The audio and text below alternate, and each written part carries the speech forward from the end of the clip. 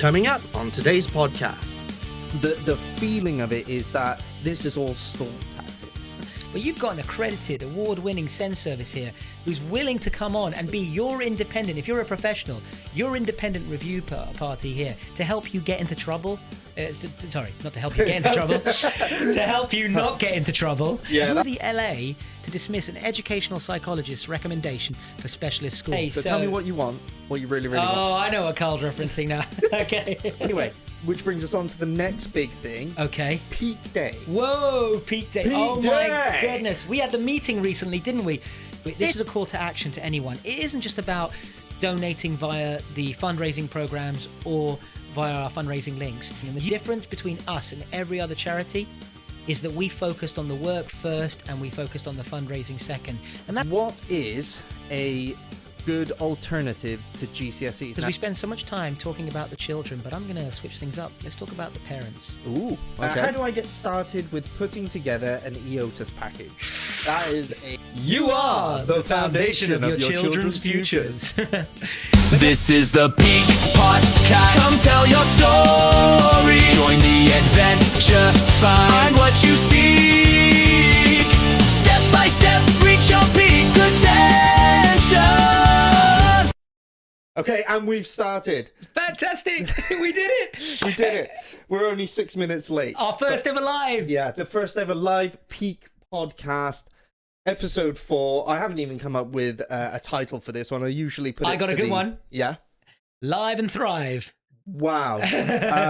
We can pencil that. We can workshop that. That's fine. Well, maybe our live audience can give us a title. If you think that we need a good title for this Peak podcast for the very first live, then please put it in the comments or on any of our postings, and we will maybe pluck out a title. I'm going to nominate Live and Thrive. Okay. I want to see. Yeah, I want to see other Thrive people and coming up. Yeah. Because generally the theme of the titles for the podcast have generally sort of been loosely based on films because we're massive film nerds. That is true. But I just want to notice that people live have seen us do the sound check, and the sound check works. So if the sound quality isn't great for the after recording, it's not my fault. It's the PC. Okay, I made sure it works. Everything works. I got another title, Okay. Keeping with Themes, and you relate to this one. Okay. Because we talk about professionals a lot. Okay. Episode 3, Return of the Professional. Needs to be episode 4. Oh, it could be episode... Oh, it's episode 4. Episode yeah. 4. So it can be a third. What's a fourth film? There's a Sonic 4 film coming out. What's a fourth film? A good fourth film that's coming out? Star Wars: A New Hope. A New Hope was episode 4. A new podcast. I mean, yeah. Well, we'll put it out to the audience. If you want us to create a new title, we will. Yes. Ah, how are you doing today, Marco? Oh, mate, cheers. We made it. Like, Cheers. Carl and I have rushed to get from. We have just come from a... I don't know which camera to even look at. But Go one here, camera 1, camera 2. Camera 1, camera 2. We have just come straight from a community support session. We've left our poor, wonderful Charlotte doing the final packaways there. I feel so bad because usually I help, like do the washing up and like help pack away, but this time I was like, no, we gotta We go. owe I can't Charlotte a help, big sorry. bunch of flowers. Yeah. Yeah, definitely. So, Yeah. Sorry, Charlotte. Sorry, I'm Charlotte. Sorry. But we, but no, it was great. I mean, like we had new people there today.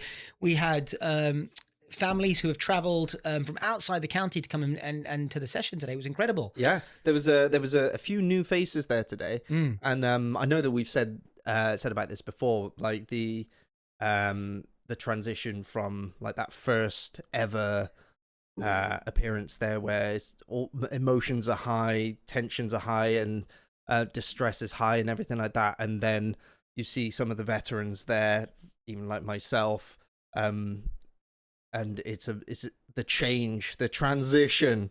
So yeah, I hope we can help those families. Yeah, I saw a change in one of them today. One of the parents who came in very upset. There was a lot of tears, and by the end of it, she felt a bit more empowered. Totally. I saw the same thing. I thought, we started off, and as we like to do a lot of these sessions, we talk about, okay, it's not just around the challenges that we're all facing, because we're aware of those challenges, but we started the session by everyone sharing something that has been a win. And for some people, and even when we say them out loud, and you shared something as well about a win that many people would see as quite small, because you shared about your son wanting to do maths. Yeah.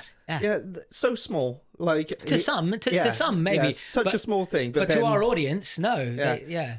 For context, my boy has always had difficulties with maths, and he's very much disliked it. But for him to turn around to his tutor and request to do maths, so it's just like, is insane. And just there were tears there from people who are still going through the struggles as well. Yep. And we talked about the good things, and someone said this to me in the week as well about being grateful and how that gratitude can give you peace, and thinking about all the things that we're grateful, like your son asking to do maths, or a child. We had a great success story of a parent who's been struggling for 5 years, who's just had their provision, the specialist school awarded, and they are so grateful. But not to peak, to a member of the community in our community support group who we've supported, that person who said really nice things about the charity, and then that person has gone on support others. And, you know, like, you've joined the charity, there are people within our charity who have become family support consultants, and it's so great to see that community growing and supporting each other, even outside the structure. That was such a great story to hear. Yeah, the general vibe from today's community event, there were so many success stories there, even if it was minor things, just people being really positive, and it's like, I've had this win here. It was amazing, really nice. Yeah, no, I'm so happy. So make sure you come to the next one. Come to the next one, yeah. And we're going to do an online one next time as well, so make it even more inclusive and even more accessible. We're going to do one in May, towards the end of May. We will put that out on our social media, but it is going to be online. And it's going to be in the evening, which allows people the opportunity, if they're working all day, to come online and ask us questions and share and connect with a community that gets it, that understands, like we did today. Yeah. You know, there were some people who've gone through some really challenges, people who have lost loved ones and are now struggling to do this journey on their own. Yeah. You know, just honestly, it was hard to not get heartfelt. And some of the messages they were saying about the charity, how Peak's been, you know, the wind beneath their wings, and the how empowered and how enthusiastic they feel from the charity. I mean, that's, for me, you know, we run this free support service, and whether you can pay your bills or not on it, to hear the impact you're making in people's lives, I mean, that's fulfillment right there. Yeah. I don't want to say I saw your head expanding, because it's not an ego thing. It's pure, because it comes from a good place, and it's doing what is right for children who cannot verbalize it and do these things for themselves. And, you know, we have to be their advocate, and you know, with the support from Peak and the parents, it's the best advocacy for these children. I mean, to see parents who we support. There was a mum. Remember, there was a mum there today when we first met her, and she owned up and said that, you know, when she first came to the session, was crying, and she looked great today. She looked empowered and strong, and sharing the great successes with her child who's going to go and do GCSEs. You know, who couldn't engage like that before. I mean, all these, you know, wonderful, and we'll get into the challenges today. It's not just one GCSE as well. They're going to go for 3. Yeah. Whereas, like, from her story before, and I won't go into her story obviously because it's a private thing, but the arc from it, where there was no hope at the beginning, to now they're doing up to 3 GCSEs. Amazing. Absolutely incredible. I mean, I just, like I say it a lot, Carl, I'm so proud of this charity. I'm so proud of what we've achieved. But we also know there's a long way to go. There's still a lot of things that we need to sort out. You know, we've got the consultation process with the white paper and the SEN reforms is coming to a conclusion. We've actually, I could share with you, we've had one of our supporters, Barnwood Trust, who reached out to us to interview us, and they've included our comments in an article that's going to go out to for the consultation process. So Peak is adding our input into those consultations, which is really good. So, you know, we're getting those voices out there, and that's been really great. God, it's been just a full-on week. There's a lot of changes going along, a lot of challenges. Oh, let's start with you, Carl. What's one challenge that you've had this week? Challenges this week, right? I know you mentioned something in the community session, which I think a lot of listeners, a lot of viewers would relate to. Yes. Okay. So one of the biggest challenges for me this week, has been the local authority, and in respects to amendments that they've requested on reports, like it's very infinitesimally small changes to reports, but it's been one after another. It's like, okay, well, so you require the date of on this report. It's like, okay, but this report actually is report cards from sessions, so it has the individual dates on there, so I'm unsure why you're sending me that. And the names of the people who have written the report is like, okay, but this is from Skylark, which is one of the alternative provisions on the alternative provisions catalog, which is run by the local authority, so you should know all this. Okay, so we need their qualifications. It's like, well, surely you have this information because they are an alternative provision on the alternative provisions catalog for the local authority. So yeah, really, really frustrating. Pedantic. Yeah, and it just seems the feeling of it is that this is all stall tactics. It is a feeling, and it's a justifiable feeling for parents to have, because I had the same experience this week where I'm supporting a parent through tribunal. They are having a working document, and if you don't know what a working document is, it's when you're appealing to support your child.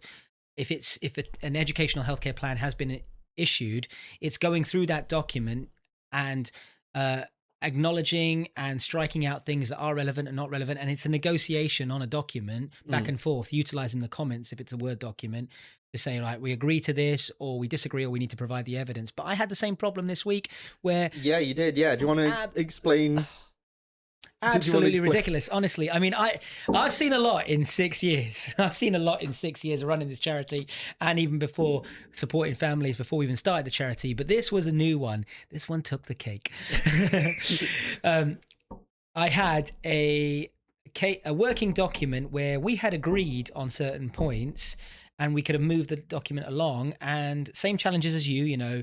Where's the report? Where's the credentials? Where this person? Fine. Please look at report page such and such. Yeah. Really spoon feeding this to the local authority. But then one of the comments said, okay, in the response, they created a new working document. So we could have agreed and moved on. But within that new working document, most of it was, okay, if you agree, then please strike through it. So they've taken the time to review the document, send another one back, to just ask us to strike through what we've already agreed, when they could have done that. Yeah, it's like you've put the request in on it. It's like, okay, I feel that we need to strike through this because of this reason. It's like, okay, can you strike through it? I mean, I've done over 100 tribunals. I've never had a caseworker ask me to manually strike through things. Now, I know every caseworker works differently and there's different guidelines, but if you're a caseworker listening, listen, you want to get these cases resolved as quickly as possible for your case file as well. So if there are really minuscule, because we, as caseworkers, they always talk about, wanting to do, working together and support the families. But if you send a working document back, which asks for credentials from people that are their services, or asking us to do the strike throughs when we've already agreed and said, okay, fine, to what you've wanted struck through, then take the initiative, do it, work together. Yeah. I mean, it's ridiculous that the parents are looking after the children. They are trying to support their child through educational circumstances, through their social circumstances when they're out of school. They're going through an appeal to fight for their child's rights, to get them what they need, because someone in authority has made a decision that doesn't even know the child. And then parents are having to become experts in documentation. Yeah, that's what it feels like. It's like I've just sent you like all these reports from these outside professionals, and you're quibbling me the details of the reports which they've done. It's like, okay, so you end up being the middleman, having to go back to these professionals. Oh, I'm really sorry, and this is really pedantic, it's not me. Can you just add this bit of information on there?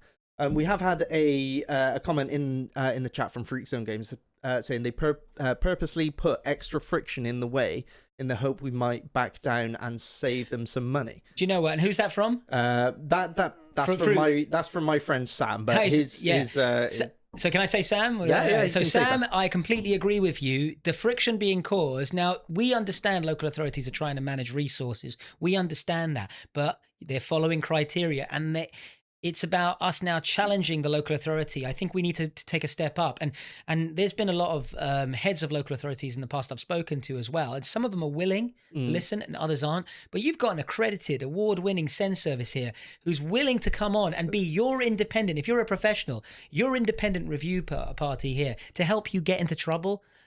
Sorry, not to help you get into trouble, to help you not get into trouble. Yeah, that's the one. That's the one. But to help you not get into trouble, because at the end of the day, you're going to make mistakes like everyone else does. Or, we understand professionals are human beings at the end of the day and they can make mistakes, but use our services, check with us, and certainly don't waste everybody's time by asking someone, a parent who's already got enough on their plate, to do one additional thing. But you're right, Sam, it is a stall tactic, a delay tactic, and one that I don't think is ever owned up to, because they can't turn around and say, oh no, we just need this done effectively and this was our thought process. When we know that they're trying to manage resources, just be honest. Be honest. At the beginning of all of this, if you tell a parent, and you and I went to a training course recently, and we said this out loud, didn't we? You said, transparency is important. Professionals need to give transparency. If someone contacts our service and we say, thanks very much, we've triaged it, we've given advice, but we've given a date when we can have that meeting, and that meeting might be a month from now. Yeah.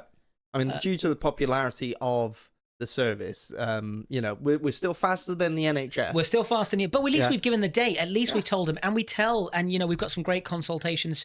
Family support consultants. I'm going to shout out to one of our great ones, James, who, he and I spoke yesterday, and from the very first meeting, and I do this as well, we tell parents what we can and what we can't do as a service. So there's full transparency. Yeah, and managing those expectations. I'm calling to action in the local authority. Any professional listening to this, just be transparent, be clear. You don't have to be too strong. These parents are going through challenges. Just tell them what you can and what you can't do. They would value that more. Yeah.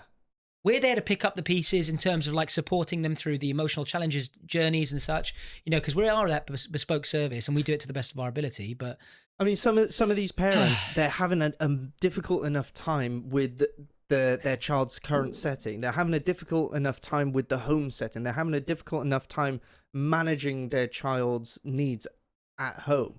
What they don't need is having a difficult time with the local authority as well, when everyone should be working together to support the child. I had a parent talk to us today who turned around and said that because the lack of support they're getting from professionals, they're now considering taking their child out of the school because they're looking for teachers, head teachers, people who are willing to listen to them. Now, why are parents telling us that they do not feel heard by schools, by local authorities? It is as simple as acknowledging what they're saying and being transparent what you can and you can't do. And if you do it in an empathetic way, I mean, we seem to do it as a charity, so I can't understand why professionals who are trained in this field can't do it as well. Yeah. And I'm not saying it's everyone. There's some great, shout out to all the great schools, the great Senkos, the great professionals and caseworkers who are passionate and who are dedicated and doing their best, because there's a lot of great ones out there that don't get the praise they deserve. Yeah. But equally so, you're being let down by some of your peers who might be letting the system down, and then you're going to get more workload, aren't you? Because some of the people, it's always the 80-20 principle, isn't it? It only takes a couple to just mess it all up. Yeah, I mean, I cannot rate highly enough the Senko at my boy's current current school, even though he doesn't attend. Yeah. She's amazing. Yes. She's never once, tried to put up blockers. She's never once gone, oh, I don't believe you, or we don't see this.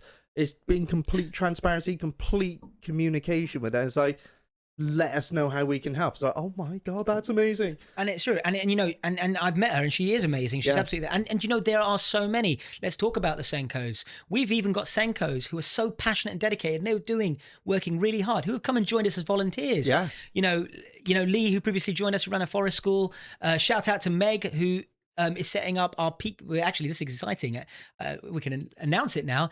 We are setting up a solidified presence in Devon as well. So we're going to have our own location and base. We're working on it right now. But Peak Devon is on the project for Peak Devon. I mean, essentially, we are one step away from entire global domination. Yeah, excellent.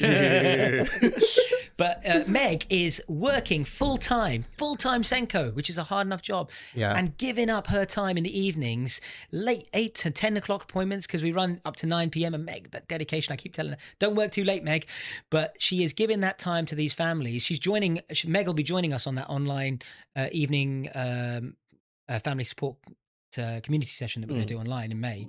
But accredited Senkos who are passionate, are dedicated, like the one you mentioned, who are willing to go the extra mile. They're out there, folks. And if you as a parent identify them, sing their praises, support them, send their feedback to their head teachers. If you're working with a caseworker, I know for some it's like controversial, there might be some, but if you do find that one caseworker who's really doing a great job, share that appreciation, that gratitude, that motivation, because like we had today at the community support session, we're doing this all for free, but hearing those words is a massive boost in the vocation that we've all chosen and that these people have chosen. It's not just about the money for these professionals who work with it. It's the social motivator. Why did they choose that job? It's because the good ones care. And I think that's the problem, Carl. There's too many people nowadays that don't care, and there are only a few that do. And I think that's why we're having the challenge. What do you think? I mean, I think life's stressful enough that people are so stressed out that they haven't got the capacity to care outside of their little bubble. And it's understandable. And there, obviously environmental factors and everything can be stressful and things, but the ones that push beyond that to give to the charities and give their time to help the children is 100%. We know you're out there, and if you find them, show that appreciation, that gratitude. But let's slow this. I feel like we've been going a million miles a minute because of the passion and the dedication, and we're like, no, this is wrong. I think it's the adrenaline from trying to get here and get on live on time. I think Charlotte's actually on the TikTok as well. Hey, shout Charlotte. out to Annie Adams, CHS, and Kate Stoneham. Amazing Senkos. Yes, fantastic. Absolutely, That's it. That's what we want. We want that praise. We've created with this charity, Carl, a great community. And today we got to see it.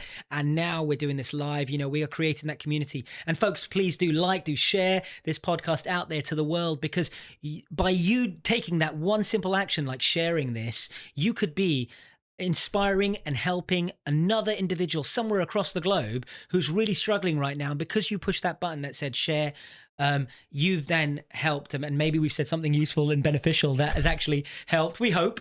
I'm amazed we haven't gone off on tangents already, but I think it's going the really, adrenaline's really helping us. Maybe we should do this again. I mean, how much coffee have we just drank? I am pretty much down to my one finger left in tea.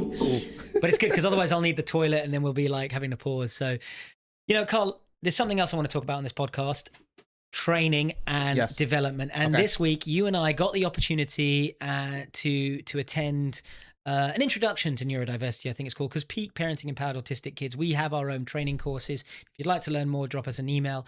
But we also don't like to duplicate any other great work that's going out there, because if there is work going across the nation and great courses, we want to hear about them. But we got the chance to go and listen to two great speakers talk about their understanding with neurodiversity. And I was wondering, what was your takeaway from that?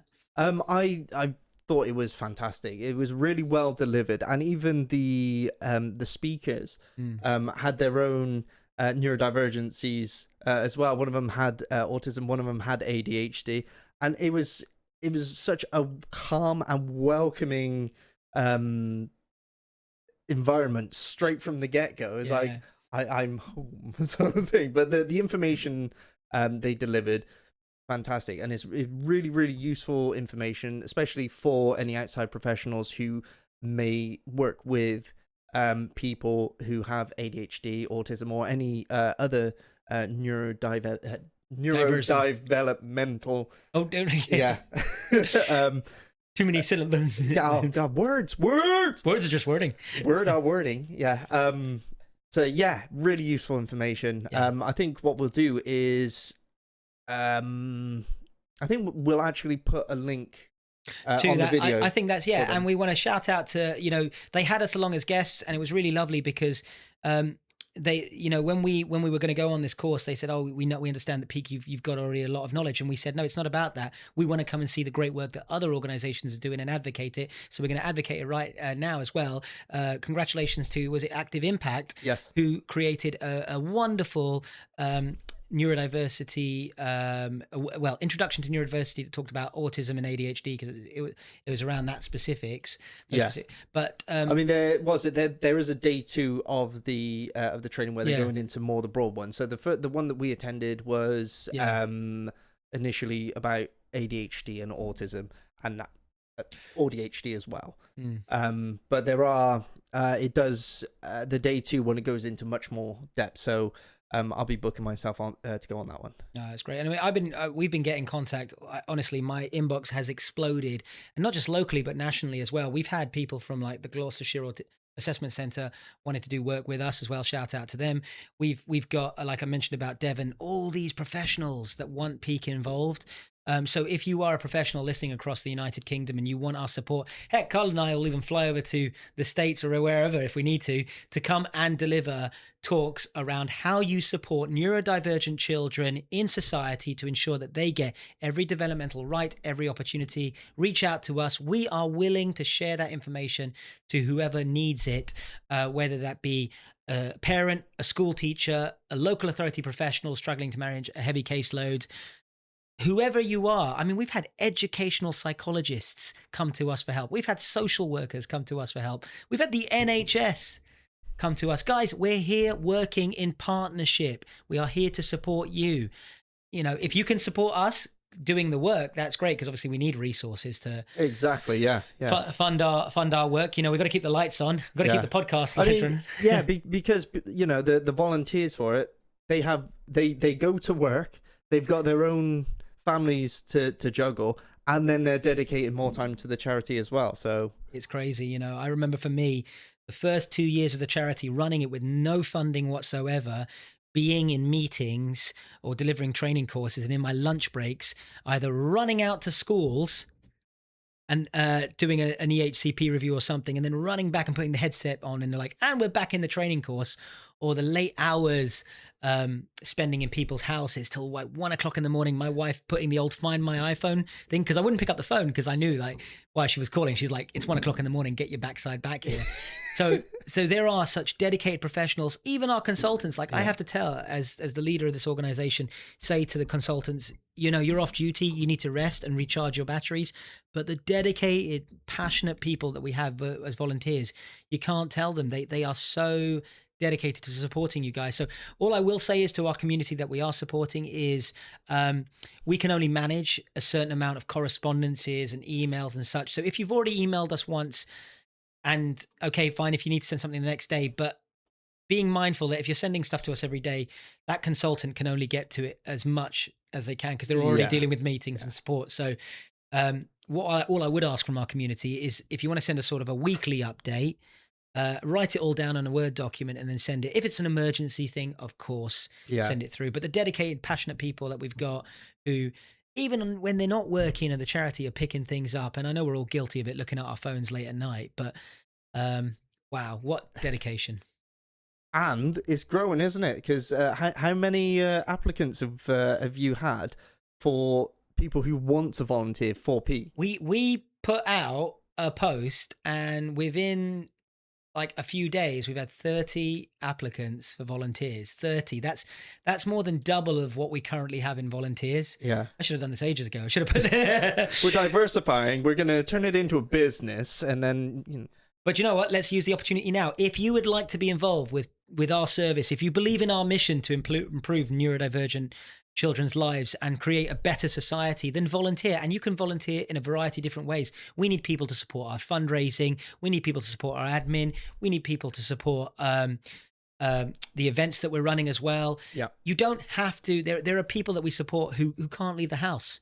Who, if all you can do is offer an hour of your week, and you can't even leave the house and you can work online, we can find a role within the charity to do that. We've had some great work experience come. We've had Duke of Edinburgh kids support us as well. So in terms of the ages of people who want to support, but yeah, 30 applicants within a few days was crazy. I mean, I've got to now go through all of those applicants to look at how we can allocate roles. Yeah. But suffice to say that it's looking good for peak day. I mean, I've even volunteered to sort of up my role. You have within. So I've said if you need me and if you're willing to train me up, I'm happy to take on the role of family support consultant. This is it. And you know, me being, I'm always any volunteer of this charity, I am so protective of everyone who works with this charity, because I know what it's like firsthand to go through burnout when you're trying to help and do more than you can. And so, you know, Carl's right. He approached me with this, and my first thought to myself was, bless him. He's already working for the charity doing the podcasts. He's coming to the community support sessions. Kerry's working for the charity as well. He's got family support, and now he wants to do more. And so, like, if you want to do the training, that's fine by me, buddy. But what I would say to you, and I'd say to every volunteer, is like, do things at your own pace. And as we know, when we did the 100-mile walk, we got to walk before we can run. I struggle walking. Yeah. But it's okay, because you will be nurtured and taken care of throughout this service. And the people that have joined this service have either been people who we've supported or people who have just dedicated. But you will find a community here that will work with you as much or as little as you need in order to support you, if we're supporting you as a family or as a volunteer. So yeah, please do reach out to us. And looks like you want to take that next step in family support consultancy. So we're going to get you involved in that. Amazing. Yeah. But do it at your pace. That's what I say to you, brother. Right, we've had Sam's commented again. Okay. And it's quite a large one. It's taken over 4 messages on TikTok. So whoa, don't make me read stuff. Right, he has put, we have a severely autistic son who won't cope in a mainstream school. EdPsych saw a meltdown and recommended specialist placement, but the local authority still said no. We're now going to tribunal, which we know they'll delay as long as possible. My wife is terrified the time in mainstream will traumatize him and cause attendance issues. They've offered 2 days chapter 1 in Gloucester. We're exhausted. People say if he doesn't qualify, who does? I fear for him and my wife. What do I do? Okay, Sam, well, listen, take a breath. Here comes some useful information for you. Now, number one, first of all, okay, you're fighting for specialists and you've got that appeal going through, and yet it does take a while. If your date is about a year away, the best thing I could say to you is that you have this notice to make amendments or changes. It's called a Send 7 form. Within it, there's a small little box that you can fill in and give rationale on why, if it's a year away, that might be too long. So if you've got any evidence or justifiable reason why that appeal needs to be brought forward, I would suggest submitting a Send 7 so you can at least try to half the time frame that you're working with. Yeah. That's one piece of advice. Now, who is a casework? Who are the LA to dismiss an educational psychologist's recommendation for specialist school? Sam, you've got really strong evidence. You're going to win that in a tribunal. I could certainly advocating for a family, get that point across clearly to a judge, and there wouldn't be a specialist panel or judge who wouldn't acknowledge why an educational psychologist's point of view has, if they've listed special school as a necessity and why, and all the reasons why, they only would have done that if the provisional recommendations that they are suggesting couldn't be met in school. Now, it's possible, Sam, that your circumstances might be because your current setting, which is, I'm guessing, mainstream right now, have said that they can meet need. Do you know any more about this? I do know more about this. Their son's still young. Isn't in. Oh, Sam, I'm going to get this wrong, aren't I? Well, he can comment. So if we get this wrong, comment. Started school yet? Yeah. But what they don't want to happen is their son to be put into mainstream until. So he's in like preschool, going into. Yes, okay, yes. So that's a tricky place to be, Sam. It depends on the level of need and what you're experiencing right now. If in nurseries and preschools you're seeing quite challenging behaviors to the point of what was classified as aggression. King Stanley Playgroup met his needs, but there is a very, very small number of kids there. Okay. So they're in a smaller environment. Yeah. And then, okay, so yeah, you don't need to name any settings to us, but what we will say is that it's different from one setting to another. Wherever a name setting has said they can meet need, the piece of advice I'm going to give you, Sam, is to sit down with that Senko if it is a September transition, because we're getting close to September. And I would say that you discuss with that Senko everything within section F of the provision. And you get that Senko to really clearly state to you and your family exactly how they're going to deliver that, so that you have got clarity and reassurance on how they can consistently deliver that provision. And if you get any alarm bells, or they suggest, oh, I'm not sure how we would do that, then that's grounds for you to then report that to the local authority and saying, look, this setting claims they can meet need, but they can't even tell me, the parent, how they're going to do that. So my first piece of advice on that, Sam, is look at section F, look at your provisional recommendations, have a convo with the Senko, and if they can't give you clarity on how they're going to do it, you've got a really strong piece of evidence for your appeal. Yeah, Have you got any more comments there? Yeah, the school they want him to go to have said they cannot meet his needs. Okay, so you've done that job. So the next port is going to be, they're going to look at other schools. They're going to contact other mainstream schools. And at some point, one might say, don't be discouraged if another one says they can't meet need, because from the local authority's perspective is they have to do their job. They have to check with all the mainstream schools. What they shouldn't have done, what they should have done, which they didn't, is it sounds like they didn't take the educational psychologist's recommendations. And what has to happen now is enough mainstream schools, so I'd say 3 or more, ideally, minimum 3, have to say we can't meet need before you take it back to panel and the caseworker and say, okay, we need to push now for specialist school because the consults have gone out. Sam, I'm also going to ask, have you submitted a parental preference for your specialist school that you want the child to go to? If you have, and that school have said yes, if it's maintained, you're in a good, maintained by the local authority, you're in a good place. If it's not maintained and it's in an independent setting, you've got a couple more hurdles there. But Sam, we deal with this all the time, and if you need support, we'll help you out there. Amazing. It's great. This is a totally different flow to our normal one, because we're under pressure because I'm reading the writing on here. I'm trying to look at that camera as much as I can, because all I can see is the back of my head here, whilst also trying to record it normally. And we're looking at each other. Yeah, so look into my eyes. Yeah, look at you. Look at camera one. Look at that one. Look at that one. Back to one. So I think this is utter chaos, and it's fantastic. But it's fun. Maybe chaos works. We all need a bit of chaos in our lives. Yes. Sometimes we need clarity, and sometimes we need a bit of chaos. I love a bit of chaos. Yeah. So completely off topic now. What else has been going on in the world of Peak this week? The world of Peak. Okay, so tell me what you want. What you really want. Oh, I know what Carl's referencing now. Okay. So yeah, we did have an incredible opportunity. It was a true honor.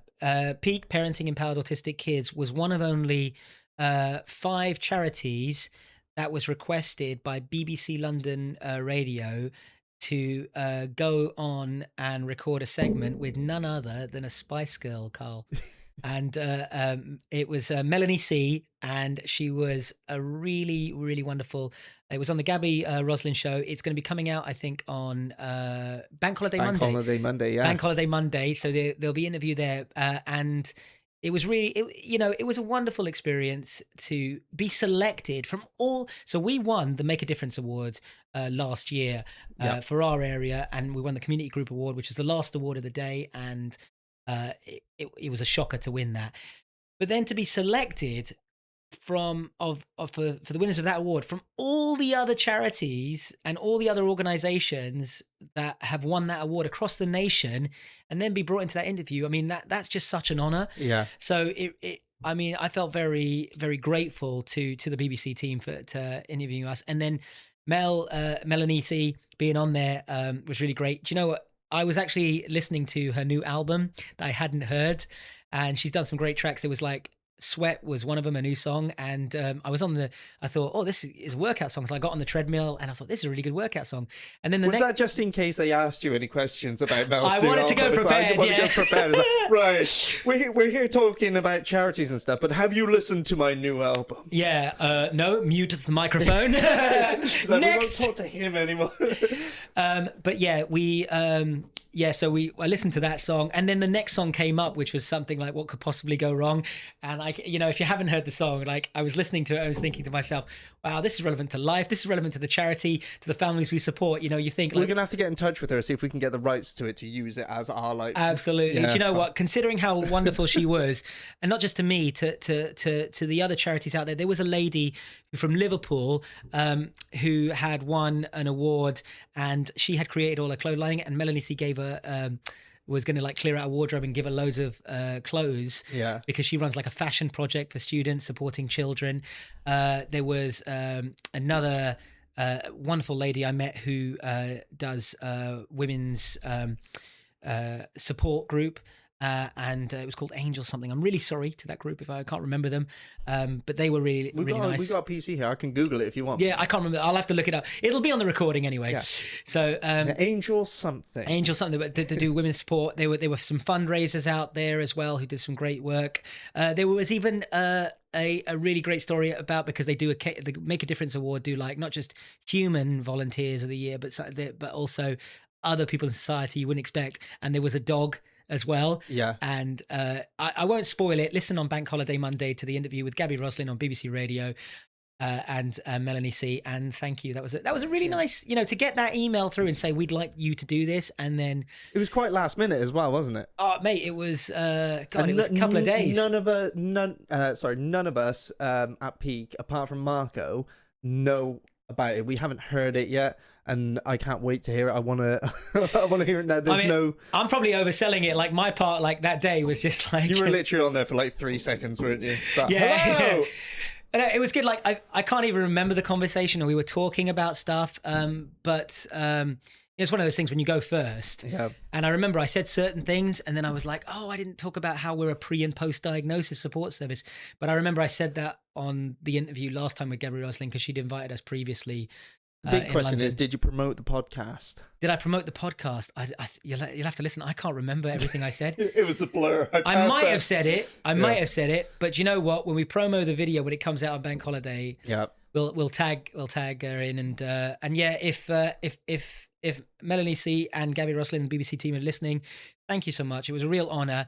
And to all the other Spice Girls out there, if you want to get involved with Peak Parenting Empowered Autistic Kids, we need your support desperately. We are, I have to say, the fastest growing neurodevelopmental support charity that is growing not just in popularity, but in purpose, in success rates. And I tell you what, we're doing so much with so little. We need that support to continue. But if you support us, even one of our supporters, Barnwood Trust, had a meeting with them end of last week, and so that's also been going on, and we've already hit our annual goal of support of what we put in for our grant application within 3 months. That's insane.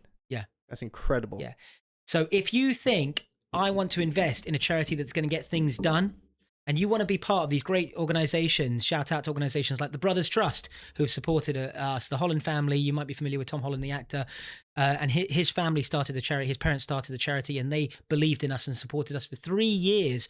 And they call us the little charity with the high output. There are these people out there who believe in us and who have resourced us, and we have surpassed every goal ever set. So if you want to see real change with even the smallest investment, you will see it with Peak. So please do support us. Definitely. All that's going through my mind right now is to create a petition to get the Spice Girls back together and have them do a concert at Peak Day. Oh, well... Can you imagine? I do know that Mel, because she disclosed this, she's going back on tour, so she might be a bit busy at the moment. It's all right, we're worth it. She can cancel her tour. Peak Day is what's important, okay? Yeah. What we can say was we'll look at the with locations. Oh, she's only about 20 minutes an hour from there. We'll say, can you come? Just a flight away, yeah? Just anyway... Which brings us on to the next big thing. Okay. Peak Day. Whoa, Peak Day. My goodness. We had the meeting recently, didn't we? It's been mental. Honestly, we did this to celebrate 5 years of the charity. And 2,000 people came on our very first one. And now, when we suggested we were going to do it again, the amount of influx and the providers, every provider who came last year wants to come back. We've got providers who came last year who are volunteering and donating their time. We've got new people coming in. We've got, I don't know, I want to say it, but I don't want to spoil the surprise. But at the same time, I don't know what I should do, what I should disclose. Spoilers. Oh, this is live. Oh. I say go for it. Right. Do you know, we got the poster. Are they confirmed? I mean, they have confirmed, but it's just how many of them can make it. But do you know, I'm not going to spoil it. Okay, no, what can I'll tell you what, stick around for the end and we'll try and crack it. Well, yeah, after the break, you know, he's gonna like work some. Right, Charlotte's asked, how do I donate to the charity? How do you donate to the charity? Great question, Charlotte. So, a variety of different ways. You can Google Give As You Live and Give As You Live Peak. You can do it that way. You can go directly to the fundraising page of Give As You Live Peak and you can make a donation, a contribution that way. You can go to our website and after about 5 seconds on our website, the donation icon is going to pop up anyway. So you get to look at our website and see what we're about before you donate. But there's a button on there to click so you can donate via that way. You can email us. We've got people who have wanted to make sort of an anonymous contribution of maybe perhaps a larger sum, and they've done it through a contacting via us an email where they have we've given our bank details to them and they've made the transfer directly to them so that you can do it that way by BACS transfer. But we would say that if you're making any donation, you can use the Give As You Live pages.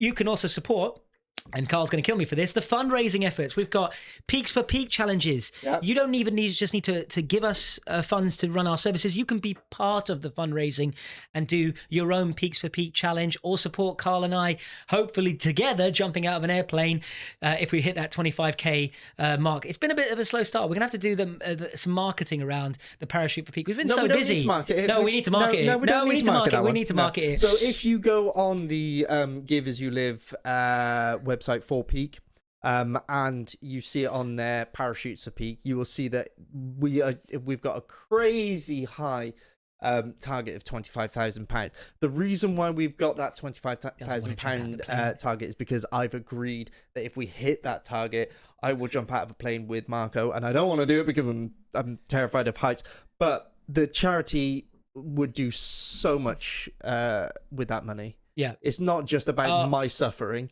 I mean, to put it into perspective, £25,000. What can we do with £25,000? We can run a variety of initiatives. Not only keeps our community support sessions going, but let's say we add another paid family support consultant that comes on board, and our consultants are supporting anywhere between 3 to 8 families a day. Sometimes they might have 3 or 4 meetings in a day. They were supporting through correspondences, giving answers. They're going to meetings, and these people who are family support consultants, they are from the crack of dawn till when they finish, and they've got their own families as well and their own circumstances.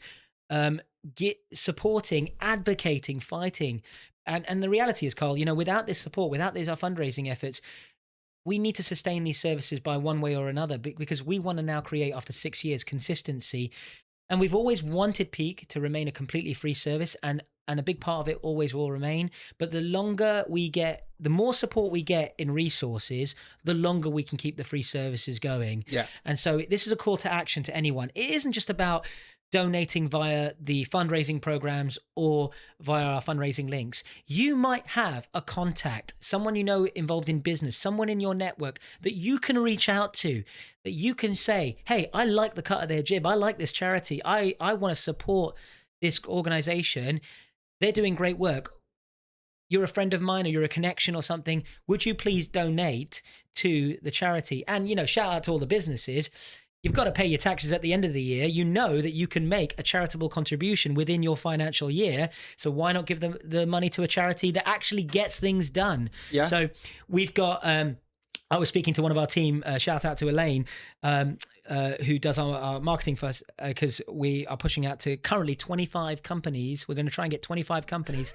And Carl's scared at me looking at it, to try and get them to donate £1,000 each, either for, I've played it safe though, either for the Parachute for Peak challenge, or because Peak Day is coming up, they can sponsor. So corporations, companies, you can get something out of it. Yeah. If you donate the sum of something, let's say, for some companies, a reasonable amount such as £1,000 as their charitable contribution, then you can have your banners presented at Peak Day. People can know that you're a part of inclusivity, and it's a great thing to do. So why wouldn't you support work that is going to improve our society, and who knows, create your future employees as well? Yeah.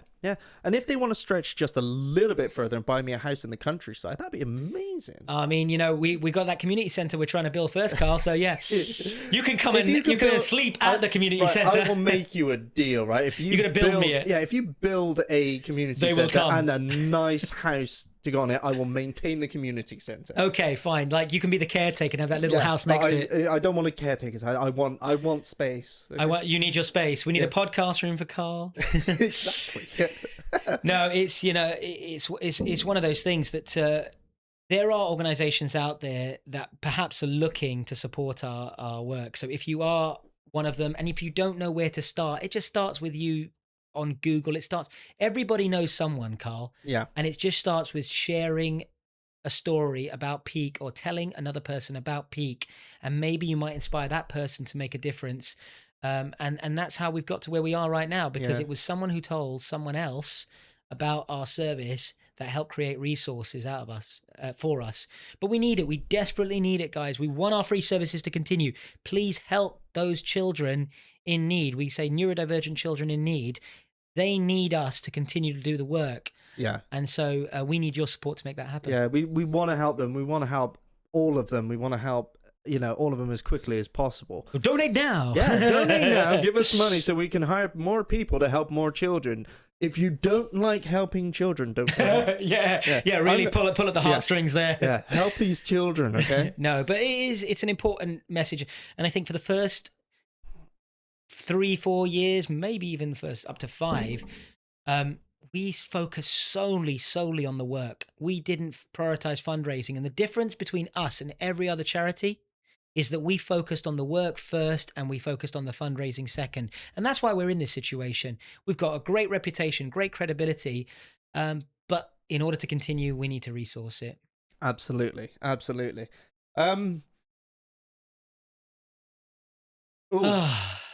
reading another question here. Yeah. Right.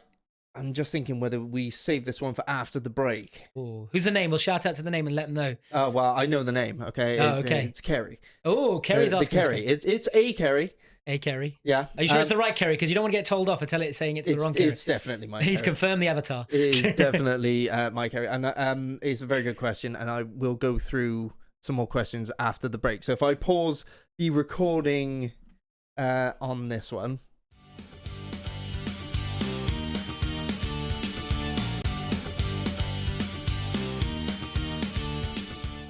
Welcome back to the Peak Podcast. I'm Marco. I'm Carl, and somehow we've gone American. We've tried a new accent, so apologies if we've offended anyone.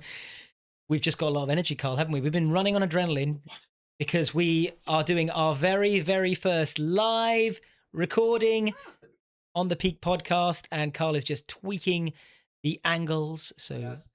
All the angles must be tweaked. Yes. Tweaky and tweak. We've got a cup of tea. Got a cup of tea. Caffeine is life. So, and we've got our final half an hour of this segment, episode 4, which we're looking for titles, aren't we, Carl? Yeah, we're still looking for titles. So if you can give us a title, it's episode 4. We want it film based, but also you don't want my title of Live to Thrive. We want something more film based, like a New Hope style from episode 4. That song. Exactly. I'm trying to think. We discussed. Oh, hello. Right. Before the break, we had a question. Let's get to it. Yeah, so what is a good alternative to GCSEs? Now, the reason why Kerry's asked this question is something that we've been worrying about. It's thinking much into the future, but there's children out there who can't go to school, who are struggling with the provision, who are struggling academically. And it is a worrying thing because you think you go to school year 10, year 11, GCSEs, and that's like the basis for education and work and things like that. So what are is there alternatives to GCSEs? What are they? Great question. Great question. So if you are looking at your child and you're thinking to yourself, it's unlikely that GCSEs, and the first thing I'll say about GCSEs is that you don't need to force them. They don't need to do them at that age. There are, even when I back into my school days, you can do other accreditations that count as GCSEs or additional GCSEs and NVQs and other things that you can do. So it doesn't have to be GCSEs. If you reach that point that it's unlikely that your child is in the right state or achieve the right level of academic profile to gain a GCSE. So looking at where your child is, first of all, is important. Looking at the circumstances of how, if your child can even engage with them. Once you've done that, and I'm guessing where this question is leading, is like, what are the other options? Okay. Yeah. So could your child engage in some sort of apprenticeship? Could your child engage in some sort of NVQ or additional learning or a different level of learning? Because is it that they can do a level 2 or a level 3 in another field that they're interested? The goal, I think, and the target is to look at your child and think, what are they passionate about? What do they like to do? And what could I see my child, based on their interests, doing as a career? Now, we had this question at the community sports session today when a parent had said to me about how they are artistically involved, and I could relate to that because my son's artistically involved as well. Now, they talked about an interest in doing tattoo artwork. So I said, what about reaching out to some of these local shops and them gaining some work experience, some even just visiting them and learning about from these people who do this work, what it's like for their experiences, how they got into it, and just having those initial conversations, and then maybe even gaining some work experience that could lead into a level of employment further down the line. Or in my child's circumstances, he's quite involved in art, creating a portfolio of all the great artwork that they've created and maybe promoting it, not my child on YouTube, but the artwork that he's got on like YouTube or a social media, or creating a website for them so that their profile of work is out there, and creating links with people who it could lead into employment. You can obviously contact colleges and there's some in Gloucestershire that are renowned for different reasons. Sometimes they are and sometimes they're not. But like SGS Create is one that in Gloucestershire where we are, that they do adaptability programs and courses. But it starts with, what is my child interested in, and how can I do that on the side, supporting them through these creative methods, or speaking to colleges. I would say as a first port of call, if your child is not going to do GCSEs, speaking to, there are people within the school that will guide you towards alternative provisions, and whether it's apprenticeships, whether it's other pathways that aren't academically involved. And most importantly, if your child has an EHCP and the child has that up to the age of 26, then you can, as long as they're learning, they can be participating and be supported with that EHCP as they're building towards that developmental skill that will lead to employment as well. Yeah. I hope I answered that question, but I've forgotten the word which me and my wife are speaking about, and she's going to tell me in the chat in a moment what it is, because I've completely forgotten it. But you can do a level 1, 2, and 3 qualification, which would give you an equivalent GCSE for children who are not educated within a school setting. So if you're in a position where you've had to educate from home or anything like that, functional skills, that's the one. Functional skills. Functional skills. I was like, it begins with F, and all my brain says she's freelance, amazing, freelance. isn't she? And it's not freelance. Okay, but it's freelance. It's not freelance. It's freelance. It's not freelance. No, functional skills. They can do functional skills, and essentially it is practical skills, because quite often you'll have children who learn through practical rather than theory, and they can do level 1, level 2, level 3. They don't need any qualifications to actually start on the functional skills pathway, and it's just something that is another pathway to other things. So they do like maths, English, and IT. I believe there's more, but I think those are the 3 main ones. Absolutely. I think functional skills is really important, and life skills. we need to start looking at if your child isn't going to go through that academic route and things that aren't taught about in school, and you might agree with me this, Carl, money management, Mhm. you know, children need to be taught. And, you know, with my children, I'm starting to get them their first bank cards and such, and teaching them how to use these resources they're going to need in adulthood as well. So there are things as parents that we can do that we know that we didn't learn in school, and how we can support our children. You know, it's great that when my son at specialist school, he's learning cooking, Yeah. because you know, sometimes we don't get the opportunity to teach as parents some of these skills because we've got so much going on. Mm. And sometimes we outsource that way if they're doing a club or a support or a music group. It's a challenge. But yeah, start with what your child is passionate about and invested in and interested in. And then and if you get stuck, you can contact the charity. We can give you some guidance, because sometimes people do feel a bit overwhelmed. We'll give you 2 or 3 ideas. I got a question Okay. that I was asked by a parent in the week, and it's something that we don't really cover much Okay. because we spend so much time talking about the children. But I'm going to switch things up. Let's talk about the parents. Ooh. Okay. Let's talk about, you know, you and I are married, not to each other, but if they only knew. No. Yeah. No. But not really. But if in a partnership, when we are supporting our children, parents sometimes face challenges. Not just we're trying to support their child, but in their relationships, Carl, the strain of relationships. And as loving fathers and partners that we are to our other halves, I think sometimes we can deal with those challenges as well, like everyone else has. And I had a question this week saying that my husband and I are arguing a lot because I've got a different point of view in terms of the work that we should do to support my child. Yeah. And he's more relaxed about it. And we've seen this a lot with parents, that sometimes what happens is one parent might have a greater awareness than another because perhaps they've been around it more, they've seen the signs more, and perhaps the other person isn't around as much, or they're working a lot, or they have just a different viewpoint. And sometimes there's a clash in that relationship. Yeah. And I'm just wondering, Carl, can we give any advice and support to those parents who, you know, my wife always says to me, and I love her for this, she says we're a team. And I'm just wondering, Carl, like, what could we give advice to those parents who are struggling in their relationships with their challenges? We probably should have got our wives on here because they would have been wiser to. Yeah, absolutely. Because I mean, what would they say? Let me to just us? pull out my PhD in psychology here. No. If they're watching live, if you would please help us out here with this comment. But Yeah. we can give ideas, but from our perspective. But what do you think? I will give the wrong answer just so my wife puts the right answer in the comments here. Good man. Because, that's smart. Yeah. Now, me and my wife, we are a team, and I do remember at I don't want to say at the beginning, it's taken a long sort of learning curve for me, whereas she sort of jumped right into it and done all the research and was like, oh, it's this, and we need to approach it this way. And I'm still learning. I'm like, I don't know.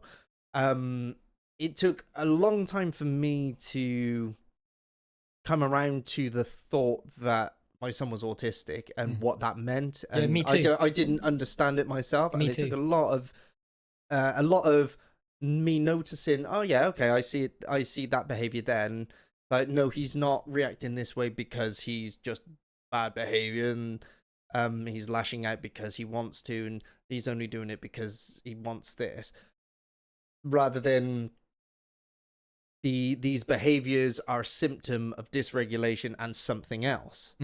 But it is incredibly difficult. I don't think that it's hard to get across to people who don't understand. Like, raising a child on its own, it takes a village. Yeah. Raising your divergent children, it takes a city. It's the challenge is real.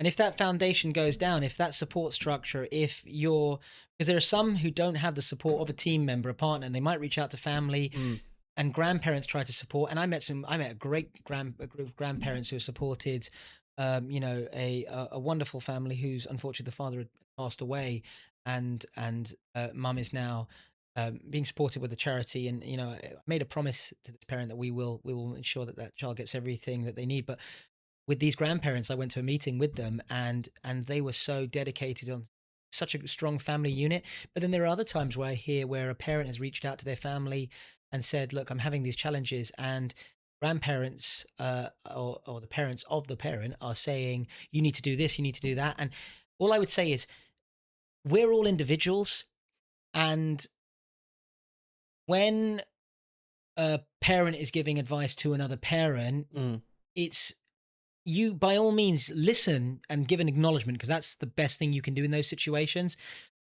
But many of us, and myself included, sometimes go into problem solving and giving advice, and that advice in that moment, even if it's beneficial, isn't what you need to give in that moment. You need to just say, I'm here for you, I support you.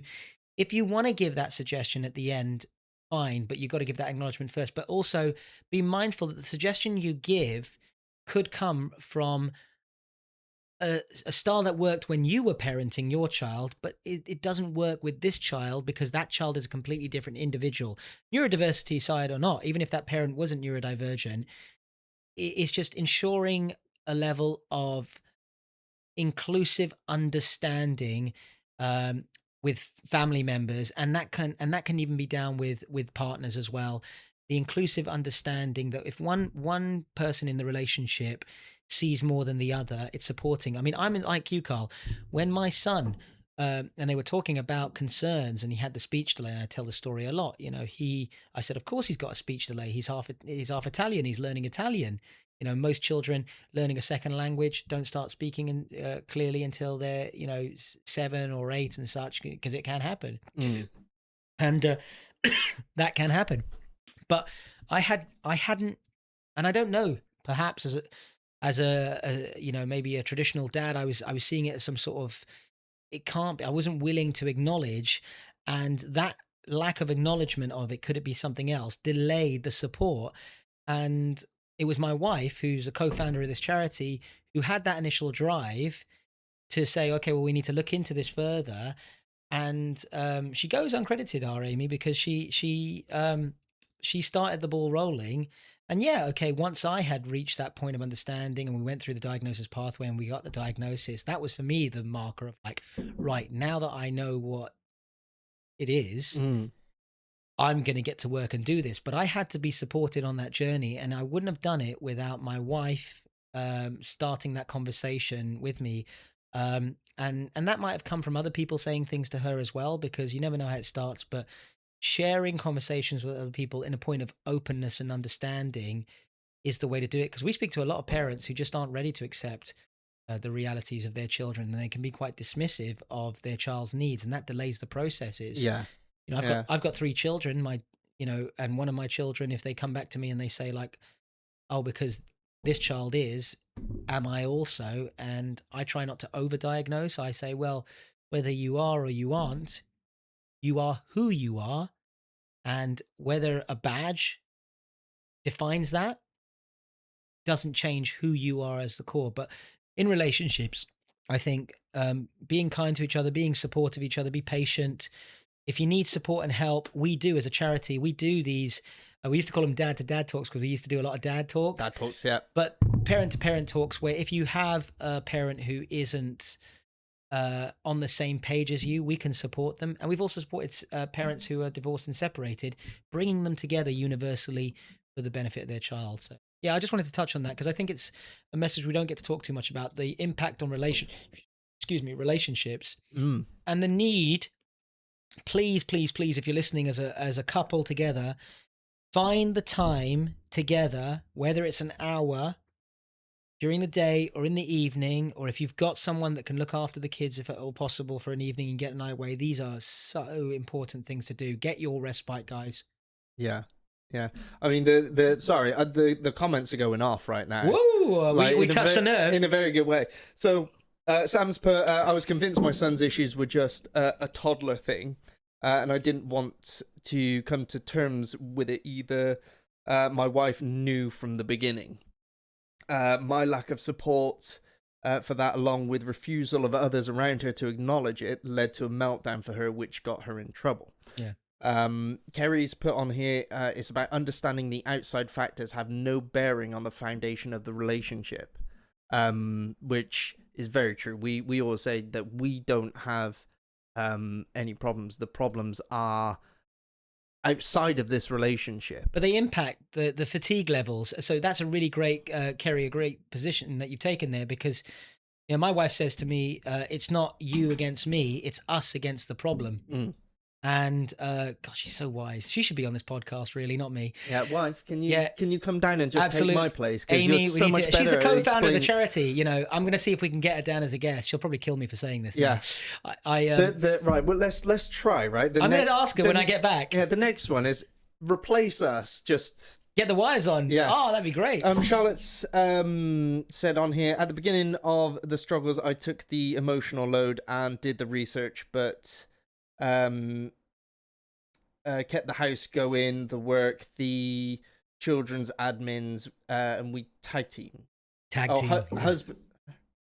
Husband. You've zoomed in, hides in the cupboard. I haven't zoomed in. I didn't do that. He's fixing it now. How did I zoom in? But it is you are right, Charlotte. Tag teaming, because you're going to have different fatigue levels. You've got to do tag team. Is that better? Yeah, because I've had this. I agree with Charlotte. There have been times where I will see one. Either my partner's energy levels going down or my energy levels down, and that one person's levels are going down and you need to tag team. But also, what about the ones who don't have that partner, who need that support? Who do they reach out to? Well, you can reach out to Peak, but we can't be there all the time. I would suggest early help services. I would suggest professionals who can step in. If it has to go to social care and social prescribing, and you have to have people coming in outside of educational hours to come and support you, putting out those referrals to support you at key points when you think you need it, to give you that time off, just an hour. Yeah, it's that analogy that you use, which is very fitting. The on the aircraft, you affix your mask before affixing your child. If you're burnt out and useless, how are you going to help? How are you going to help? What do we say? How are you going to help anyone out? You need to. It's contradicting as that sounds, because you're their parent. Yeah. You can't help them to the best of your abilities if you are burnt out. Exactly. And think of yourself, and we use another line, we say you're the foundation of your children's futures. What are foundations? I know, it's a great one, isn't it? You are the foundation of your children's futures. Absolutely. I should have done that camera as well. Do it again in that one. Go on. You do that way, I'll do this way. Oh, okay. You are the foundation of your children's futures. But no, it's true. Think of a foundation of a house, and if you're taking a barrage and the cracks are showing and you've got those cracks in there, but if you crumble, then everything else goes down. So you've got to reinforce it, you've got to pat it up, and that comes with backup, with someone else, doing, what do they call it? About like, is it plastering when you got to fix the cracks in the whole, what do you do when it depends if your house is built by I won't say who. We'll go off on a tangent if we go back. But look after yourself. You look at your diet. If you really struggle with this, and if you think we just haven't got it, that's because you're overwhelmed. And have a consultation with us. We will sit down with you. We will look at your weekly routine, and we will support you and give you guidance. Guys, everything that we can suggest is a theory of good ideas, but none of it will mean anything unless you're willing to apply it with consistency. So if we do give a good suggestion, you're not obligated to take our advice, but everyone who has seen improvements in their life. Yeah. I keep saying to, and I've already said it once in this podcast already, I keep saying it to Kerry and everyone. The difference from the first time I see people at the community session when they first touch base with the charity to later on, it just shows that it works, and it gives you validation that your work matters. Speaking of which, right? Oh, what we got? Right. So today at the community session, whilst you were busy at the beginning, I took the lead and I got some questions for the podcast. The first question is this like a lightning round? Have I got you've got 60 seconds to give a response? Let's see how quickly you can answer these. Right. Okay. Question number one. Round one. DLA, how to apply? DLA, how to apply? Okay, as simple as Google. In terms of disability living allowance, if you go online and you can download the forms and do them online, or you can write and have a written copy I don't have the address up for me, but if you Google disability living allowance, you get all those details on there. And it's a long document. I mean, it used to be like 52 pages, might be even more so now. And it does take a lot of time. It does, yeah. And I've been so busy. I'm going to own up to something that's really, really bad here, Carl. Ooh. My son's disability living allowance, it ran. I got notified in December 2024 that it was I needed to resubmit in March 2025. Yeah. And I've been so busy that to this day, I still haven't submitted, and we're a year out. And I'm kicking myself because we need those resources, and those resources we could use to then support our child. But we've been so busy. It's such a long form. The form is so long. And can I admit something to you? Go. It took us much longer than we thought to complete it ourselves, to the point where it was like we'd forgotten. Well, not we'd forgotten. Kerry had never forgotten about it, but I'd forgotten that we'd started it. Yeah. So we takes so we're long. like, no, we've got to do this. It's like, what? Do what? It's like this. Oh, okay, yeah. All and right, you do fine. it in sections as well. And and I started it and I've almost finished it. But because the reality is with disability living allowance, if you haven't done it before, obviously go online, Google, download the form, do yourself a favor. Do not work off the online PDF and fill it all in. Download it, please. First time I ever did DLA, I wrote it all out and then it didn't save in the download copy and then I had to do it all again. And I was glued to that computer for what felt like 2 days. So if you want a reality, you're looking at about 16 hours of work, because it's not just about filling in the forms. Yeah. It's also about, okay, I've got to find the evidence I need to send off with this form. Yes, yeah. But I would suggest that if you do fill these in, please do, if you use the paper copies, then I think you can get backdated for up to about 6 weeks or so from once you send the forms off. But like, I've been so busy with the charity and supporting that, I haven't even done my own son's DLA. I'm terrible. I'm sure that, I will do it. I will do it. Son, forgive me. Yeah. Yeah. But DLA, if you need to look, go online, Google disability living allowance. You can download the form. You can even download a printed copy you could print off, but you'll have the address there. And or you can call them up on the phone. They will send you the forms. The phone number is online. In fact, call them today and they will send you the forms. No one is expecting you to fill out the entire form front start to finish in like 60 seconds. Don't do it. You'll be overwhelmed. Yeah, take breaks. It will melt your brain. Okay? Yeah. Best advice I can give is you take 2 hours and then another day you take another 2 hours and then you don't take another 2 hours. And starting early in the day, like let's say you work from like after you drop the kids off between 9 and 11, I'm going to take those 2 hours because they talk about how that's really productive. And then that's it. That's all you've done that day. You try to sit, unless you're going to sit there for 2 days straight, which I did once. But yeah, okay, DLA. Right, speed question. I'm talking too much. I could get through these faster. Tangents. What we've got? LA timeframes on responses, e.g., send 7 and email correspondence. So I'm assuming that is generally speaking, how long before you get replies from correspondence of like send 7? Okay, so let's look at a couple of things. Number one, if you're submitting a send 7 notice to make an amendment because you've got an appeal going on, that's the reason to submit a send 7. Before you send that, there's a little box that says, have you notified the local authority? You can pre-warn local authorities of the fact that you, within 5 days notice, you give them 5 days notice that you are going to submit a send 7 with this level of evidence. Now, what that does is that gives you the opportunity to submit an updated information to the local authority that if they don't respond in agreement to what you're suggesting with the send 7, that you're going to send it off anyway. Mm-hmm. If you, by some miracle, within those 5 days, get a response from the local authority, you've saved yourself the hassle of going to a send 7. But if you need to bring the tribunal date forward or whatever it is that you're submitting that send 7 form, you send it off. Now, Sendias, the tribunal service, they're backed up like everybody else. You could be waiting up to 3 months for a response. Don't be disheartened. Carl, how long did it take you to get a tribunal date? Best part of... To get the actual date nailed down, it's best part of 4 or 5 months. Okay, so and our tribunal date isn't until next year. If you send the form, you got to allow between 6 to 8 weeks as a reasonable time frame before you're picking up the phone and saying, they will send you acknowledgement they've received it. But what you can do, and he'll give you a bit of advice here, is get the date of when they received your form, call them up on the phone and ask them the question, how many applications, because they can see it on their screen, are being processed at the moment. And don't fall for the oh, I don't know, because that's a person who just doesn't care. Push them back and say, look, I'm willing to wait.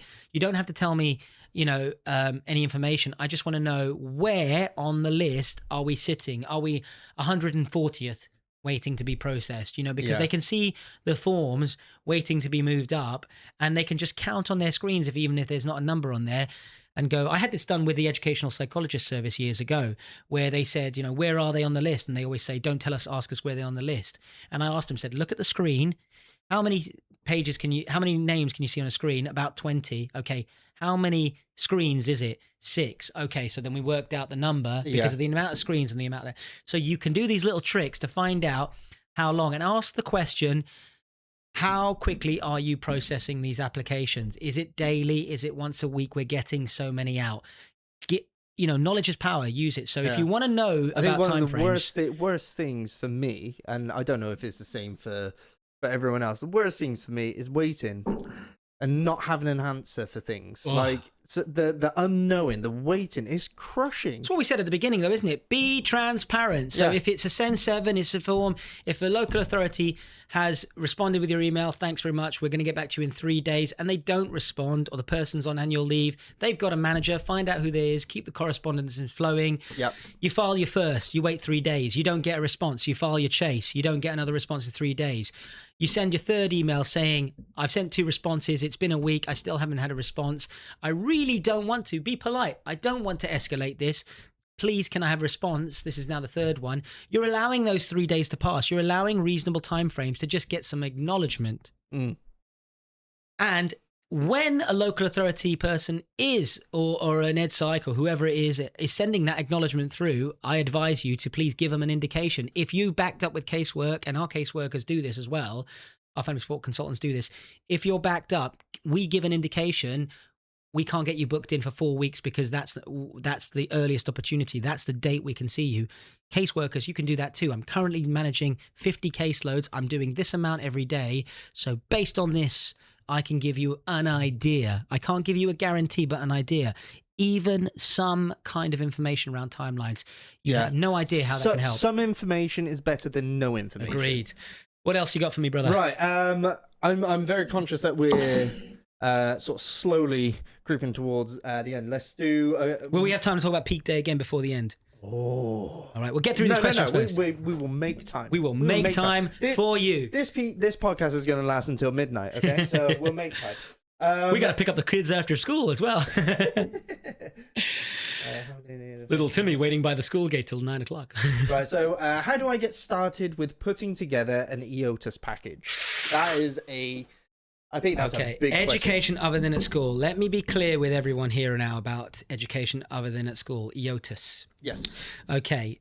Before you consider that package, go through a checklist. Number 1, the age of your child. If you engage in an EOTUS package too early on, just consider the impact of not having the opportunity to engage in potential social developmental opportunities that mainstream schools, specialist schools, even alternative provisions supported by specialist schools or mainstream schools can provide. Don't be too quick to jump to EOTUS. Now, if you follow those processes, child has not been successful in mainstream school or 2 mainstream schools. We're not confident about specialist schools because our child is academically bright or that the schools are at overcapacity, or we can't find the right specialist school. So the profile of the child is clearly one that needs to be supported by EOTUS, at least temporarily, until they can develop into that. Go through those checklists first. Now, if you're wanting to go down that pathway, you have to look at, I believe it's section 61 of the Children and Families Act 2014 in there. There are 3 key points. Drop in the actual... Yeah. It's like he has this... Yeah, he has the... it's just all in his brain. No, it's only because I do so many tribunals on this. Yeah, I know, right? And so there are 3 key points I want to take away here. Now, there are 3 legislative points. Now, the third one families are going to like, which is consultation with the families. The families have to be consulted and agreed that this is beneficial. That's not the challenge. The challenge is the top two, which is local authorities have to deem this appropriate, necessary. What that means is that they've explored every other opportunity. Local authorities have to do their due diligence by checking with mainstream schools. Can they meet need? By checking with specialist schools, can they meet need? They have to follow these processes because what they don't want to do is being held accountable to rushing what could be a very expensive process. And I know this might be slightly controversial because some people will just say they just want to save money. Well, okay, yes, it is an expensive thing, but it's not just about saving money. It's about their accountability and yours as a parent of have we explored every option first before we say we're going to have separate alternative provisions. Because they will go to local mainstreams, they will go to local SEND schools, they will go to local independent schools as well. And if there's one that can meet their needs, which you may not have thought about, that conversation can then be had rather than just straight away discarding it and go, okay, we'll go this way. But and you know, there are cases out there, and I know mine is definitely one of them. If you feel comfortable sharing it, absolutely. But you did it the right way. Yeah. You know, I remember we talked about specialist schools and such, but you were willing to see how he could go in mainstream setting for secondary. So you explored two mainstream settings before you even considered it.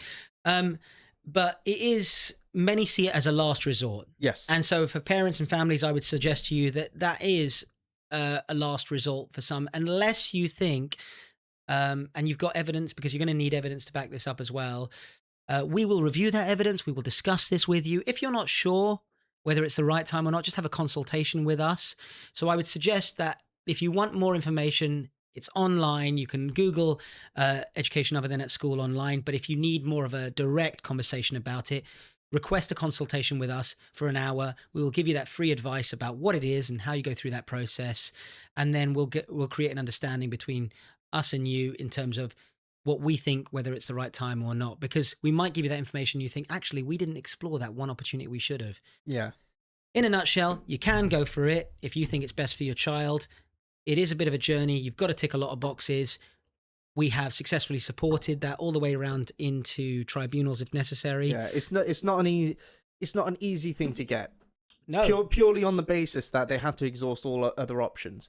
And I get it, you know, you want your child in school, but there's certain things you have to do before that, and to meet the criteria to say, okay, well, we've exhausted everything.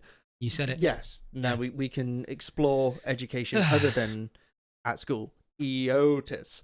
Yeah, yeah. And what it says it there, education other than in school. Yeah. So I think the biggest grind for me about it is that the time missed for the child and their education, because it can leave a gap, and it's a tentative time. It's a difficult time between the two. Yeah. But you know, you gotta fight for them. You gotta fight to it. And I say, if you're already done all of this, and the question is around how do we get this started, it starts with, have all those schools received consultations? Have mainstream schools, specialist schools been consulted? Has your parental preference on a potential school, even though you don't think it's suitable, you've got that right to look at a parental preference as well. But have all those consults come back and said yes or no, because that consultation process is really important. It starts with an EHCP review. No, not even an EHCP review. If you have, that can come later. But if you are starting the process of EOTIS, you can't start the process without the consults to schools going out first. You can ask for it in your review, which you are right. You can ask for it in the review.